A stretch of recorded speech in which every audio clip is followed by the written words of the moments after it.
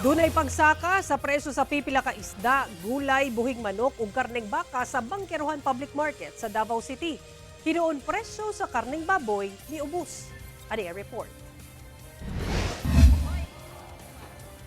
Managlahi ang lihok sa presyo sa isda sa Bankerohan Public Market sa Davao City. Dunay misaka sama sa bangus nga anaa sa 220 pesos per kilo, nga kaniadto 210 pesos per kilo.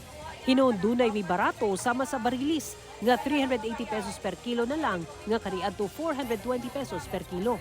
Ug malasuge nga 480 pesos per kilo, nga 550 pesos per kilo kaniadto.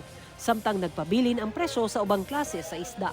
Sumala sa mamaligyaay og isda, epekto kini sa miaging bagyo. Ingon sila sa bagyo daw. Kay ang uban daw wala ka panagat.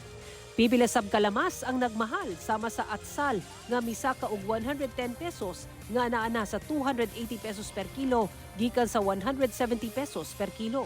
Ang kamatis 60 to 70 pesos per kilo sab nga kaniadto 40 pesos per kilo. Bombay 160 pesos na gikan sa 140 pesos ang kilo. Ug ang ahos 150 pesos na gikan sa 140 pesos per kilo kaniadto. Hinuon, mi barato ang luya sa 100 pesos gikan sa 140 pesos per kilo. Mi barato sab ang pipila ka gulay sama sa talong nga 80 pesos na lang gikan sa 100 pesos per kilo. Pipino sa 70 pesos nga kaniadto 80 pesos per kilo. Pechay sa 70 to 80 pesos per kilo gikan sa 120 pesos per kilo. Ug carrots nga 100 pesos per kilo gikan sa 150 pesos per kilo. Samtang nagpabilin ang presyo sa ubang gulay. Misa kasabang presyo sa buhing manok gikan sa 290 pesos, 300 pesos per kilo na karon. Medyo nagtaas gamay sir kay nagnihit magod ang supply sa bukid. Ya ano pod sa weather. Samtang misa kasabang presyo sa karneng baka ngadto sa 40 to 60 pesos per kilo. Hinuon miubos ang presyo sa karneng baboy og 20 to 50 pesos per kilo. Ang kasim, perna ug pork chop 340 pesos per kilo na lang gikan sa 360 pesos per kilo. Belly sa 370 pesos per kilo gikan sa 390 pesos per kilo kaniadto. Rib special cut sa 370 pesos per kilo gikan sa 390 pesos per kilo.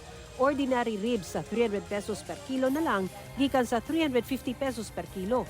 Ug tiil sa 290 pesos gikan sa 300 pesos per kilo kaniadto.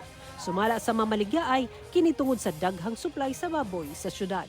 Minus ang shipping sa Manila. Mo na daghan po kayong kuan ron. Wala kay daghang supply ron. Nagabara mo nagbarat-barato. Kauban si Jojo Solarte, Sara Hilomen Velasco. 1. Mindanao.